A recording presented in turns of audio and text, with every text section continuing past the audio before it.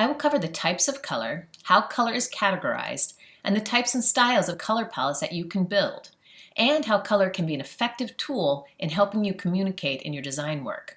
Color really is the ultimate tool in design, but it's also one of the more challenging things to completely master.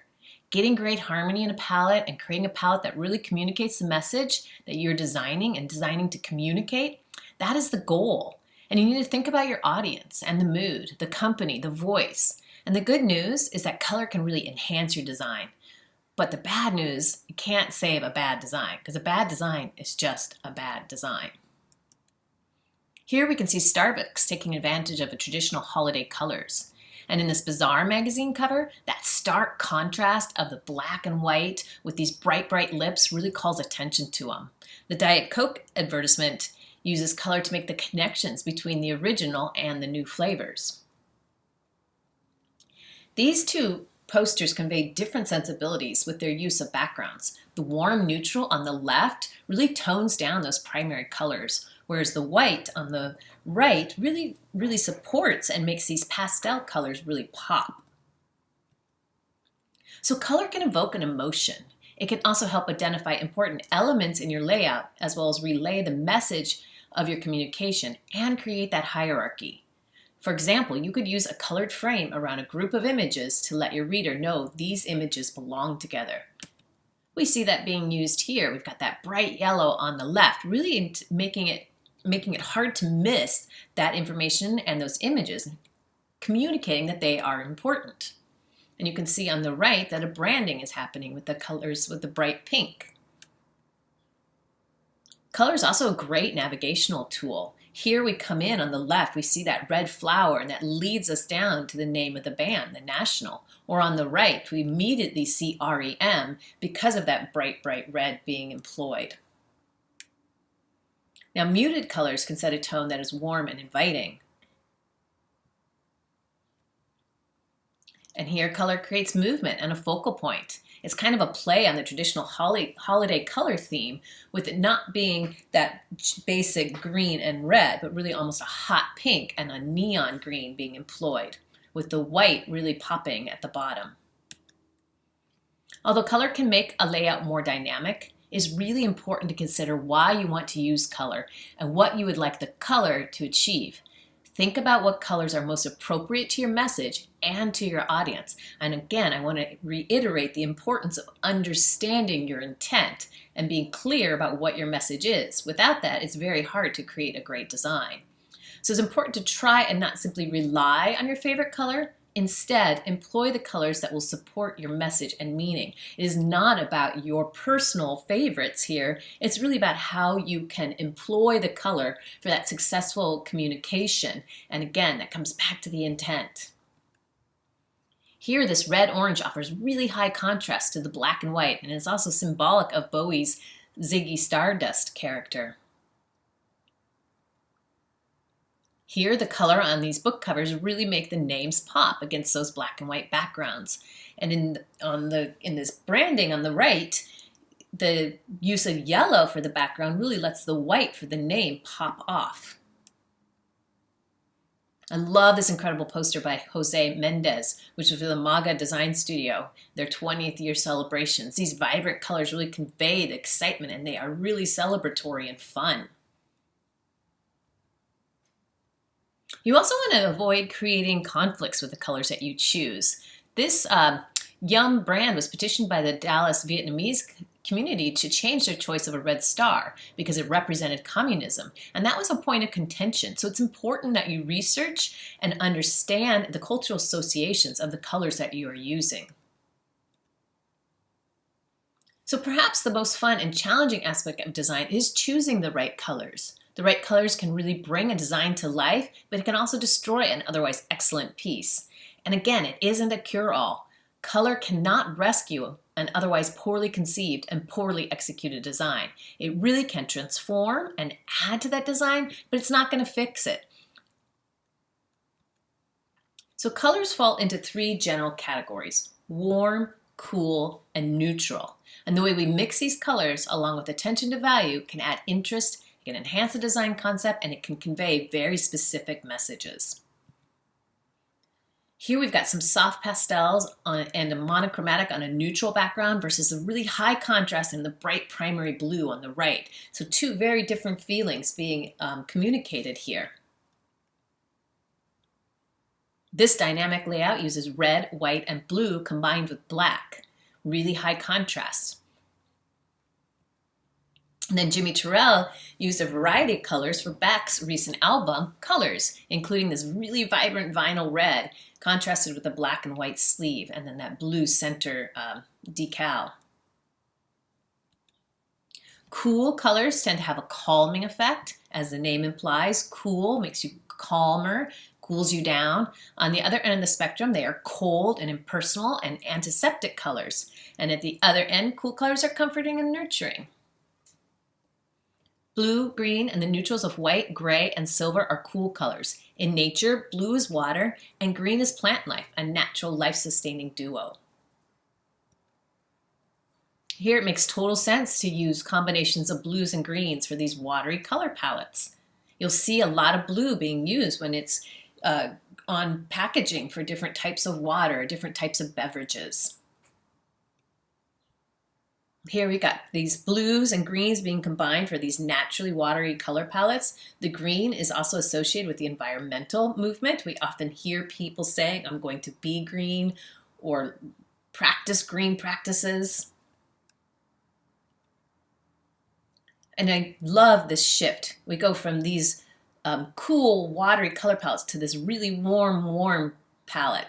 It totally feels differently, it communicates differently. So you can heat up a cool color palette with just a dash of a warm, such as an orange or red. If you want to warm up a blue palette, try deeper blues with a touch of red, but not quite purple, or almost the black, deep navy blues. So you can really take that cool palette and just bring it to life by throwing in a contrasting warm color. Now, it's important to understand that cool colors appear smaller than warm colors, and they visually recede on the page. So you want to keep this in mind. Those warm colors are going to visually demand attention, so you may need to balance it out by using more blue to compensate for the red. You need to think about your intent and how it's going to be, in what order is it going to be read. Cool colors, again, appear smaller than warm colors, and they visually recede on the page. Red can be really visually overpowering, and it stands out even if a lot of blue is being used in equal amounts or more amounts. So again, warm colors rev us up, they get us going. The warmth of red, yellow, or orange can create excitement, love, but also anger. You always have to think about both sides to the color. They convey those strong emotions from simple optimism to strong violence. The neutrals of black and brown also can carry warm attributes. And then in nature, warm colors represent a change, as in the changing of a season or the eruption of a volcano or a fire. There can be a lot of power in that. It can be emotional. Now, just like you can rev them up, you can tone down those strong emotions of a warm palette with some soothing cool or neutral colors by using the lighter side of a warm palette, such as the pink or the pale yellows or the peaches. So you can take some of that fire out of these warm colors and calm them down by going into the lighter palettes and even some neutrals. I love this gorgeous hot pink being supported by this use of neutrals. It really tones that down. It still lets it have a really strong voice, but not as high a contrast if that background was strictly white. It also makes it much more sophisticated. Never underestimate the power of neutrals. So you want to strive to understand how to leverage these strengths and to celebrate how color can add to your design. So again, as we discussed previously, warm colors tend to appear larger than cool colors. So red can visually overpower blue if even used in the same amounts. So you can see too that these warm colors appear to be closer than their cool counterparts, which recede on the page. I love this use of red on this can for Boss. I'm not sure if that's how they say it. Tea. So mixed cool, warm cool are colors with attributes from both the warm and the cool colors. So they can do both. They can calm and they can also excite. These are the colors that are derived from cool and warm colors such as blue and red or blue and yellow. The cool blue and warm red combine to make those great, beautiful deep purples and pale lavenders.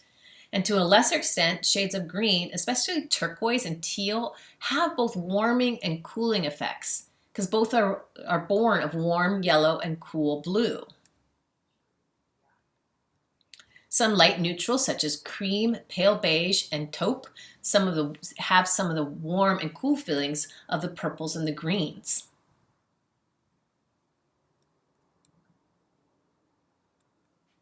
Now, neutral colors of black, white, gray, silver, and brown make for great backgrounds, and they really serve to unify diverse color palettes and often can stand alone as the only or primary focus of a design. Sometimes using a neutral background as opposed to just white can allow you to take bigger swings and be a bit more adventuresome with your color. It also can add a level of sophistication. So when you are working without color, when you're really just working with neutral colors, it has this confidence because you're not relying on the color to activate the design. Removing the color can really allow the viewer to focus specifically on the design work.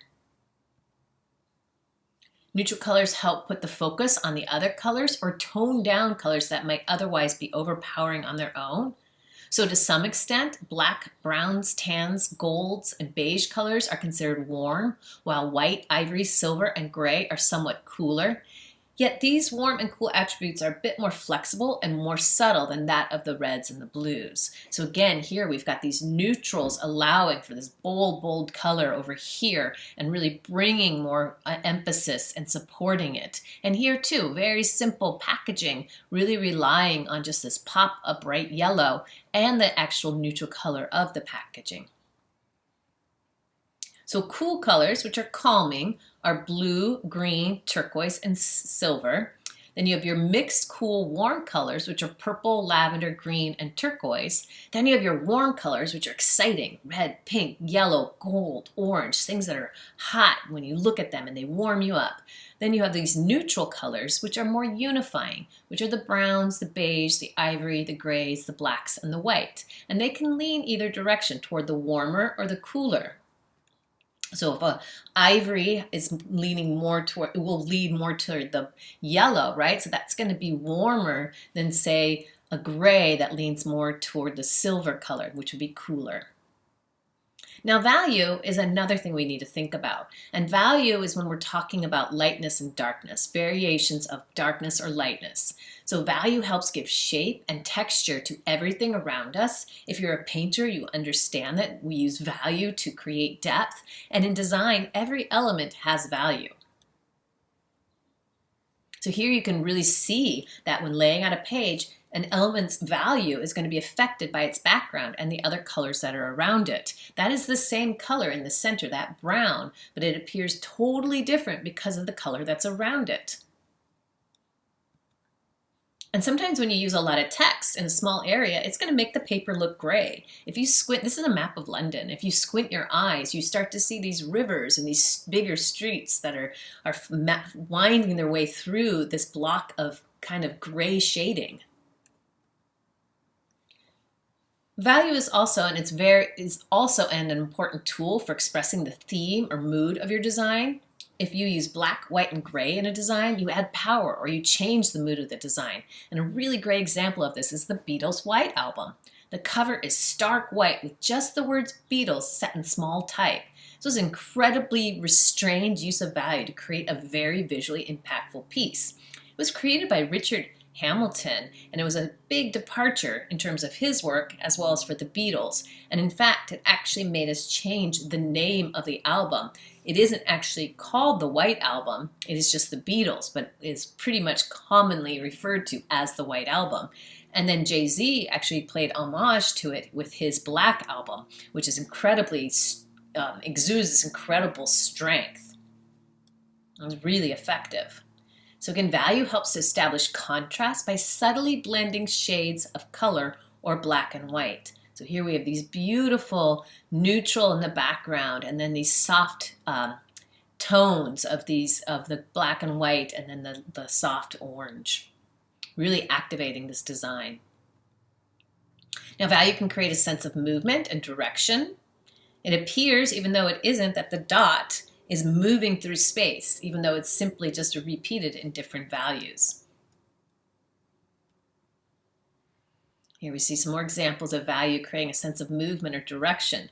We know that these things are static, and actually on the left, it's not so much value, but it's the placement of the lines. As they get closer together, it gives you these varying shades of gray.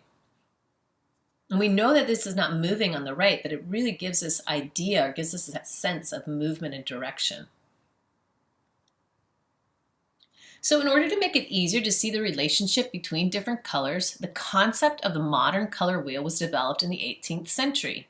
These early wheels plotted the different primary colors of blue, yellow, and red around a circle in strict ratios to achieve the secondary and tertiary colors. So saturation is similar to value, but it's really the representation of how saturated or rich a color is. When you reduce the saturation, it makes less of that overall color until it eventually becomes a shade of gray when fully desaturated. So saturation is normally referred to in a percentage of 0 to 100%. So in this diagram, again, you can see on the left the full saturation. As you move to the right, the color is removed and becomes duller and duller until gray. So reducing saturation is a great trick to create a more subtle color palette, or used to help neutralize or simplify a color palette. So if you're working with a lot of bright colors at once, reducing the saturation in a few of them is a great technique to create an effective and balanced palette in your designs. So you can see this relationship of the value as well as the saturation. Then brightness is how bright a color is, and it's typically also expressed in percentages of 0 to 100%. A yellow at 100%, at 0% brightness will be black, while the same yellow hue and saturation at 100% brightness will be that bright, bright yellow. So really, when we're talking about brightness, it has to do more with light and intensity, and we're really talking about on screens. So tints, tones, and shades. Tint is when you're adding white, tone is when you're adding gray, and shade is when you're adding black to your colors. So it's also similar to saturation and brightness, but playing with tint, shade, and tone can really help unify a color palette and make it more effective. And just as those names, or as these words, tint, shade, and tone imply, it's making them a bit either lighter or darker, and it's going to have that effect in your design. So the primary colors, red, yellow, and blue. When with these three colors plus black and white, all the other colors can be made. And the primary colors themselves cannot be made by mixing other colors. You probably already know that, something you should have learned early in your education. Then the secondary colors are created by the mixture of the two primary colors in approximately equal proportions. The secondary colors are orange, green, and purple. And then you have your tertiary or third colors made by mixing an adjacent primary color and the secondary color, and then they are named by the primary color first, so red plus orange equals a red-orange. Seems pretty obvious, but it's always good to review these things. So here you can see primary colors and tints, secondary colors and tints, and then we fill out the full color wheel with the tertiary colors and tints. And that color wheel allows us to see at a glance which colors are complementary, they're opposite across from each other on the color wheel, analogous, which sit adjacent to each other, triadic, which are three colors positioned 120 degrees on the wheel from each other, and so on. Each of these solutions can create pleasing color combinations. There are many more pleasing color relationships based on the position of the wheel. And it's really fun to play with this in Illustrator. So let's look at these individually. So monochromatic is similar to analogous, but it's not the same. It's a color combination based on variations in value and saturation of a single hue. So either adding white, black, or gray. So example, we have blue, navy, blue, and azure, and the color is changed by additions of white, black, or gray. Analogous is similar. So these two color harmonies are going to have the least contrast, and they're going to be less dynamic because they share the most in common in terms of the colors you're using. One, you're using one hue or color in monochromatic, and analogous are the ones that are based 3 or 4 adjacent hues on the color wheel. So again, this is going to be very harmonious. It's going to not have a lot of high contrast, so it's going to be quite soothing and less dynamic than some other combinations. Color harmonies are color combination based on hues that lie opposite each other on the color wheel. And when they are used at their highest intensity, they create the highest level of contrast. They really bring in the most contrast you could possibly pick, and they can vibrate visually. So you do have to be careful when using them, but you could consider modifying them by adding black or white or reducing their saturation, and they still can be very effective. These really strong combinations can be used effectively. They are going to grab the viewer's attention, but you may want to consider working with them in a proportion where one dominates the other to reduce the amount of contrast and vibration in your composition. So you do need to handle these carefully because, again, they have the most contrast. It's the most contrast you could possibly pick because they are absolutely opposite each other on the color wheel. And you can get serious visual vibrations happening when you place them next to each other. But then there's split complementary, and a split complementary color scheme is one where a primary color is used with the two analogous colors to its complement. So instead of directly across, there's a split there, and this can be very interesting.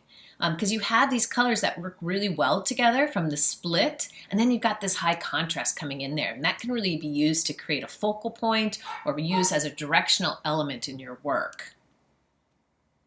Now, tetrad, which is also known as double complementary, is made up of 2 pairs of complements, creating bold and also balanced color scheme. Because you've got the similarities, in this case, you've got the orange and the red, which share that similarities, and then you got the green and blue also sharing, and then you got their high contrast of using the complements. So it can be really, really strong and really effective because you've got both the harmony and the contrast going on.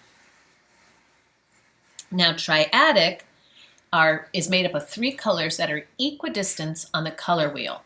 This does create a bold color scheme, and it does make an equilateral triangle on the color wheel. So examples of this are the primary triad, which is simply red, yellow, and blue. And it's almost as high a contrast as complementary. So you can also experience a high amount of vibration, visual vibration. So you do have to be a bit careful on how you select them, because this strong vibration can be distracting and cause tension, but it also can serve well as a directional and focal points. So this does very much create a dynamic and active color scheme for your design. So here's some tips for using color in your work. And again, it takes time, and it's really an important element in design, obviously. And it is something that's challenging to become a complete expert on or a master of. So here's just some things to remember. Harmonizing colors live next to each other on the color wheel. So harmonizing are going to work really well together. But if too close in value, they can appear washed out and not have enough contrast. And generally speaking, you want to have harmony in your designs, but you don't want to have too much so that it becomes kind of boring and uninteresting. So analogous colors are next to each other, and they can work and they do work really well together. So you could also then consider pairing them with another color as we were looking in the harmonies. So using analogous colors are generally going to be calming and peaceful and low contrast. Not a lot of intensity. Now those complementary colors are opposite each other, so they have the highest contrast, and they often do not work that well because of this high contrast.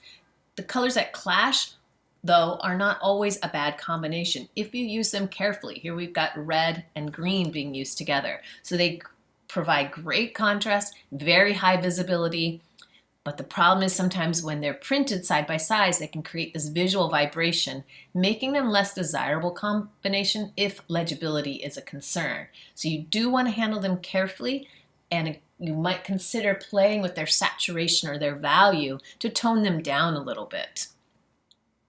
Here we see some complementary colors. The left is a design by Peter Saville for orchestral maneuvers, in the dark. And then on the right for a film festival. Not by Peter Saville, just another use of complementary colors. So bright colors can tell a viewer where to look first and connect different elements in the design. And here you can see these bright colors are paired with a neutral, so it does not have so much high contrast if it were just simply on white. Just imagine what either of these would look if they weren't put on a neutral background. So here we see bright colors being used to express excitement, fun, and energy. We actually see in the upper right there this bright, high contrast of complementary colors on a white background. So it's super dynamic. And you can sometimes repeat a color from an image and use that for some corresponding type or background that can help unify the layout. And this is actually what we're going to be doing in your next assignment. You're going to be picking colors out of an image to create color palettes. And it's really useful to do this for editorial or magazine spreads or a poster, because it can provide that harmony and unity and a connection between the image and the design.